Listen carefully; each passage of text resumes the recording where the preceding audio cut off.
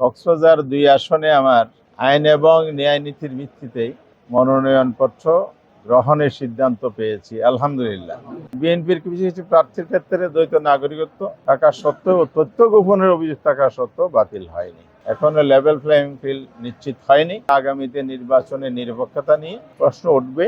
কক্সবাজার ২ আসনে আমার মনোনয়নের যে বাতিল ঘোষিত আপিল, এই আপিলে আমরা রিটার্নিং অফিসারের যে সিদ্ধান্ত, অন্যায় সিদ্ধান্ত আমরা চ্যালেঞ্জ করেছি। সেই চ্যালেঞ্জে আমাদের আইনজীবীদের মাধ্যমে আইনি বিষয়গুলো ব্যাখ্যা করে নির্বাচন কমিশনের সন্তুষ্টি সিদ্ধি আইন এবং ন্যায় নীতির ভিত্তিতেই মনোনয়নপত্র গ্রহণের সিদ্ধান্ত পেয়েছি, আলহামদুলিল্লাহ।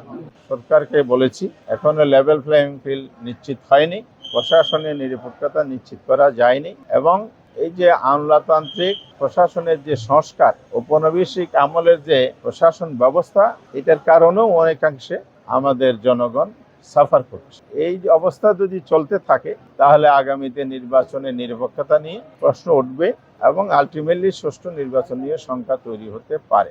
এই জন্য আমি মনে করি যেসব রিটার্নিং অফিসার দেশের বিভিন্ন স্থানে নিয়োগপ্রাপ্ত হয়েছে তাদের দক্ষতা বৃদ্ধি, প্রফেশনাল স্কিল বাড়ানোর জন্য প্রশিক্ষণের আওতায় আনা, আইন সম্পর্কে আরও গভীরে বিশ্লেষণ করার মতো ধারণা দেয়া, এসব বিষয়গুলো সরকারের ভবিষ্যতের জন্য পদক্ষেপ নিতে হবে। তো এই ধরনের কোনো যদি অনভিজ্ঞ লোক বা নিরপেক্ষতা হারিয়ে যারা পক্ষপাতিত্বকর আচরণ করছে তাদেরকে এ ধরনের গুরু দায়িত্বে রাখা সমীচীন হবে না বলে আমরা মনে করি। ন্যায় বিচার, সুষ্ঠু নির্বাচন, জনগণের অধিকার রক্ষার স্বার্থে আমাদেরকে অবশ্যই এগুলো বিবেচনায় আনতে হবে, সরকারকে বিবেচনায় আনতে হবে, ইলেকশন কমিশনকে বিবেচনায় আনতে হবে। ষড়যন্ত্র না হলে তো এই ব্যর্থগুলো ঘটতো না। আগামীতেও ষড়যন্ত্র হবে না এটা বলা যাবে না, তবে আমরা এবারে সজাগ আছি।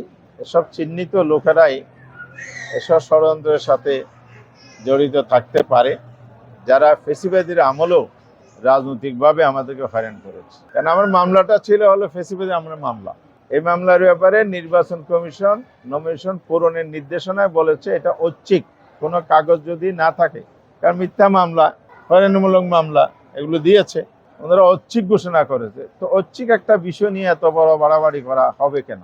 এই জন্যে আমরা এটাকে ষড়যন্ত্র বলছি। তবে আগামীতে যাতে এটা না হয় সেটা অবশ্যই আমরা দাবি করেছি, ব্যবস্থা নিতে হবে।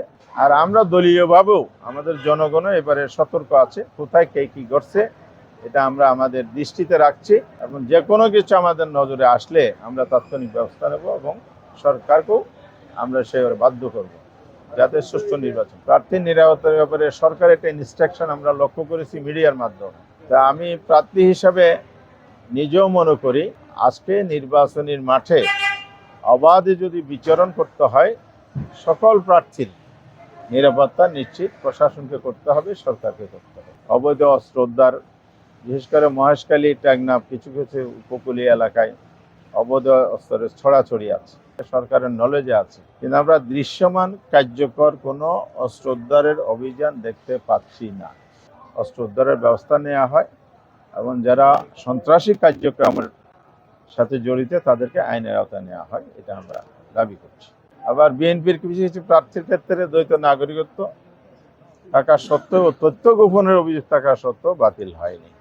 এই যে বৈষম্যটা হয়েছে, এটা দুটি কারণ আমি মনে করি।